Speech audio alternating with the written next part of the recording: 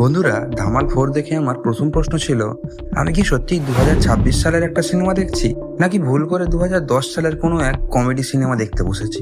কারণ পুরো সিনেমাটা দেখে আমার বারবার মনে হয়েছে শুধু নামের শেষে 4 যোগ হয়েছে, কিন্তু সিনেমার ভেতর নতুনত্ব বলতে প্রায় কিছুই নেই। তাহলে কি ধামাল ফ্র্যাঞ্চাইজির ম্যাজিক এবার সত্যিই শেষ, নাকি এখনো একবার হলেও গিয়ে দেখে আসা উচিত? চলুন একদম স্পয়লার ফ্রি রিভিউতে জেনে নেওয়া যাক। গল্পের বিস্তারিত বলবো না, কারণ স্পয়লার দিতে চাই না এটা না, শুধু এইটুকু বলবো, যারা আগের ধামাল সিনেমাগুলো দেখেছেন, বিশেষ করে প্রথমটা, তারা এই ছবির পুরো গল্পটাই পরিচিত মনে করবেন। অনেক মুহূর্ত এমন আসে যেখানে আগে থেকেই আন্দাজ করা যায় এরপর কি হতে চলেছে, তাই চমকে দেওয়ার মতো নতুনত্ব খুব একটা অনুভব করিনি। এই সিনেমার সবচেয়ে বড় সমস্যা আমার কাছে কমেডি। অনেক জায়গায় মনে হয়েছে দর্শককে জোর করে হাসানোর চেষ্টা করা হয়েছে, কিন্তু কমেডি তো এমন একটা বিষয় যেটা স্বাভাবিকভাবে এলে বেশি কাজ করে। উদাহরণ ধামালেরই প্রথম পার্ট, এখানে বেশিরভাগ জোকস আসার আগেই বোঝা যায় কি হতে চলেছে, ফলে হাসির বদলে অনেক সময় শুধু অপেক্ষা করতে হয় পরের সিনের জন্য। আমার মনে হয়েছে এই সিনেমা যদি আজ থেকে 15 বছর আগে মুক্তি পেত, তাহলে হয়তো দর্শক অনেক বেশি উপভোগ করত। কিন্তু এখন দর্শকের রুচি বদলেছে, কমেডির ধরন বদলেছে, সেই জায়গায় ধামাল 4 অনেকটাই পিছিয়ে পড়েছে। এবারে অভিনয়ের কথা বলি। অজয় দেবগন, আরশাদ ওয়ারসি, রিতেশ দেশমুখ আর জাভেদ জাফরি সবাই নিজের জায়গা থেকে চেষ্টা করেছেন, কিন্তু সমস্যা হলো ভালো অভিনেতারাও খুব বেশি কিছু করতে পারেন না যদি স্ক্রিপ্টটাই তাদের সাহায্য না করে। আমার ব্যক্তিগতভাবে রিতেশ দেশমুখের পারফরমেন্স সবচেয়ে ভালো লেগেছে।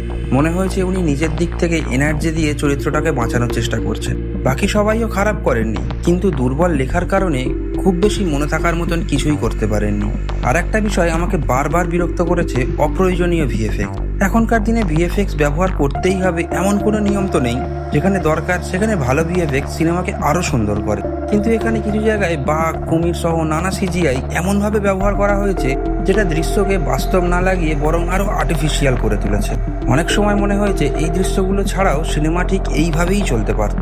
আমার কাছে সবচেয়ে বড় হতাশার জায়গা ছিল স্ক্রিপ্ট। সত্যি বলতে ধামাল নামটার সাথে যে নস্টালজিয়া জড়িয়ে আছে সেটাকেই বেশি ব্যবহার করার চেষ্টা করা হয়েছে বলে মনে হয়েছে।